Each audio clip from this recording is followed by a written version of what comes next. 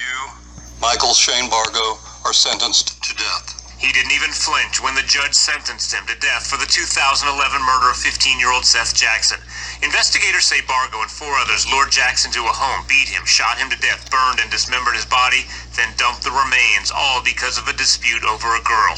The judge called it the most cold and calculated murder he's ever seen. The death penalty is not only justified, it is the only appropriate sentence based on the evidence and the law of the state of Florida. Seth Jackson's family decided not to go to court today. Bargo's grandmother broke down crying, and his family didn't want to talk as they left court.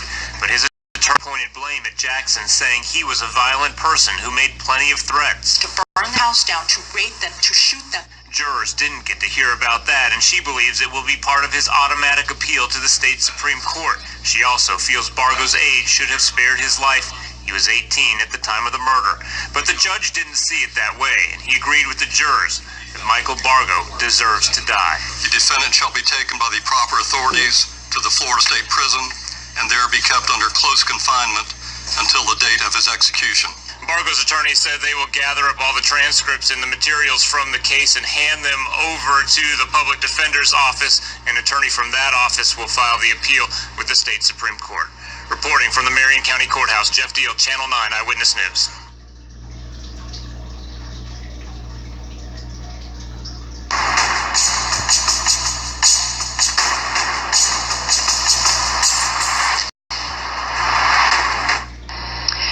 Austin Myers had another shot today. He asked the judge to spare his life. Last week, a Warren County jury recommended death for the 19-year-old. But at the official sentencing this afternoon, Judge Oda heard from Myers as well as Justin Back's family. Austin could have stopped it. Justin, it's okay. It's almost over. You could have changed your mind many times, but you didn't. Especially when Justin was begging for his life. An 18-year-old Navy recruit begged his friends to stop choking and stabbing him. Instead, they continued with the brutal murder. I'm not going to stand up here and tell you how much I hate you. That is without question. Today, Justin Back's parents didn't hold back as they spoke to Austin Myers, one of the teens who is now convicted of killing their son Justin. I would just hope that every time you close your eyes at night, you see my son Justin. Myers himself had a few words for the judge. No, I made a horrible mistake. I'm only 19 years old. I think there's a lot of good things I can do with my life if you allow me to keep my life. Judge Don Oda upheld the jury's recommendation and sentenced Myers to death. The defendant does not understand how precious life is. After sentencing, prosecutor David Fornshell revealed more details about Myers' plan, one that Fornshell says included killing more people. According to Tim Mosley, he said he wanted to go get his gun out of pawn in Dayton and use that gun as well as the one they stole from Mark Cates to go kill his own mom and stepdad. Austin Myers wanted to kill his own mom and stepdad after killing Justin Back. Just 15 minutes later, this is part of his plan.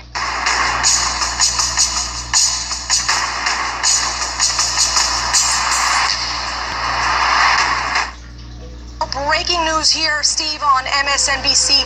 Dylann Roof will get the death penalty. That is what these 12 jurors have unanimously decided today. Dylann Roof will get the death penalty for 18 of these 33 federal charges that he was convicted on just last month. Dylann Storm Roof, 22 years old, now becomes the first person in America to be given the death penalty in federal court for a hate crime, Steve. This marks the end of a very emotional, difficult, and historic trial here in Charleston, South Carolina. This jury comprised mostly of white women. They have decided that Dylann Roof will die by lethal injection after having killed these 9 African-American church members at Emmanuel AME Church on June 17th, 2015 here in Charleston, South Carolina. The prosecution today, in their closing argument, they went through just vivid details of each of these victims we have come to know so well throughout this process of what each of them saw in their last moments together in that church. They saw fear and they saw Dylann Roof, and he went through, the prosecutor, through the premeditation, the planning that Dylann Roof undertook in doing this, and then his final objective, to incite others to engage in a race war. I also want to explain to our audience, Steve, why the jury might have taken 3 hours almost to get to this conclusion. They had to go through what is called a verdict form, and that is a similar process than the one that was undertaken during the Boston Marathon bomber trial, during the Tsarnaev trial.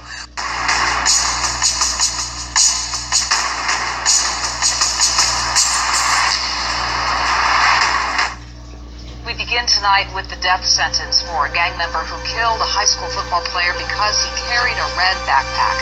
The murder of Jamil Shaw shocked the community. Eyewitness News reporter Miriam Hernandez is live in downtown LA with the family's reaction to the judge's decision. Miriam? From the night of the crime to the sentencing of the killer, it has been a 4-year ordeal for the Shaw family. Today was the wrenching finale. Already convicted of murder, Pedro Espinosa today heard directly from the family of Jamil Shaw II, the 17-year-old he gunned down. The days when I was growing up, it was basically you use your fists. You don't just go and kill somebody cold blood. It's the coward's way out. Jamil was a football standout who Espinosa shot thinking Jamil was a rival gang member. Before the judge pronounced the death penalty, the Shaw family told of their pain. After 4 years, still raw. I find myself, I'm not that strong of a Christian because I can't turn around and say, I forgive you for killing my son. You should thank God if you have your family intact and your kids and you're loving them and you're doing things. Thank God. Because there's people like that don't give a damn.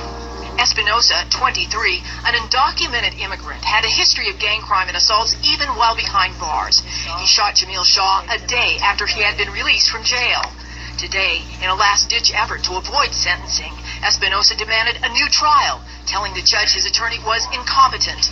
The motion was denied. Instead, Judge Ronald Rose ordered execution. At which time and place you shall then put to death Pedro Espinosa in the manner prescribed by law. You know, you want revenge. You can't help it. It's like a human nature. That was my son that, was on the streets dead. That was my son, and people don't understand that. And the family has these words for Jamil. We did it, man. We did all we could do. Can't do no more than that, man. I tell him every day, sorry about that, man. Sorry, man.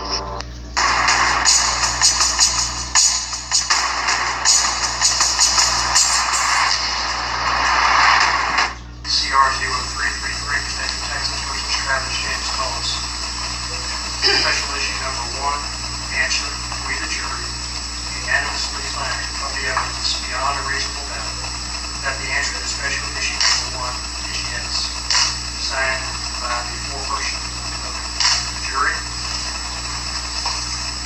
Special issue number 2, we the jury unanimously find that the answer to special issue number 2 is no. Signed by the foreperson of the jury. When the jury returned and open court the above answers to the special issues submitted to us, the same is our verdict in this case, signed by the foreperson of the grand jury. Does either side desire to have the jury hold the answer to these special issues?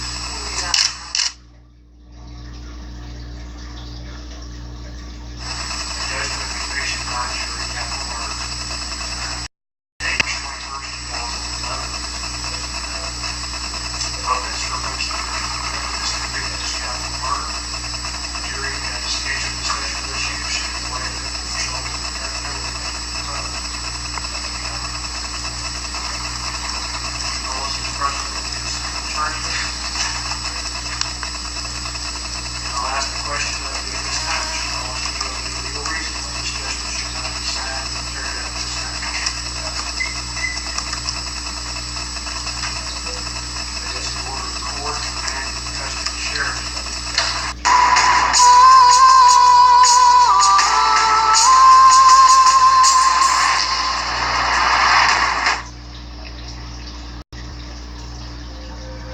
Brandon Lee Bradley, you have been given the opportunity to be heard and show cause why judgment should not be imposed and offer matters of mitigation.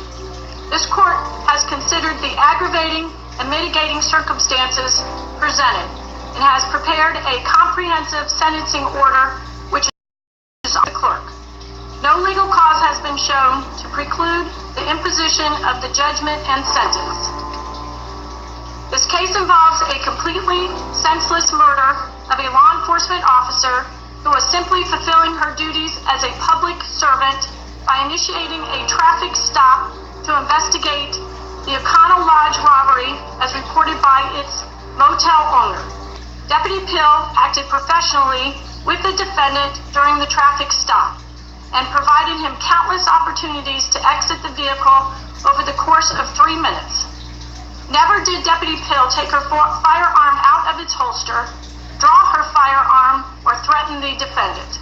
The bottom line is that the defendant murdered Deputy Pill in a selfish, foolish, and futile attempt to avoid returning to prison for violating his probation. The defendant planned well in advance of the shooting of Deputy Pill that he would do what it took to avoid incarceration, even if this entailed using a gun to shoot an officer. Despite ample time for reflection to abandon his plan to avoid arrest, and even being urged by his then girlfriend and trusted friend, Andrea Michelle Kirshner, not to shoot Deputy Pill, the defendant did so regardless. The defendant chose not to just shoot Deputy Pill one time, but fired off 7 more shots. The defendant's brazen, premeditated, callous, and cowardly action of shooting Deputy Pill multiple times on a public street in a neighborhood of congested single-family homes mandates nothing less than a death sentence. Therefore, Brandon Lee Bradley, as to count 1, you are judged guilty of the crime of first-degree murder for the unlawful killing of Deputy Barbara Pill. For this crime, the court sentences you to be put to death in the manner prescribed by law. As to count 2, you are judged guilty of the crime of robbery. For this crime, the court sentences you to serve a term of imprisonment in the Department of Corrections for the state of Florida for a term of 15 years. As to count 3, you are judged guilty of the crime of fleeing or attempting to elude a law enforcement officer, siren and lights activated with high speed or reckless driving. For this crime, the court sentences you to a term of imprisonment in the Department of Corrections for the state of Florida for a term of 15 years.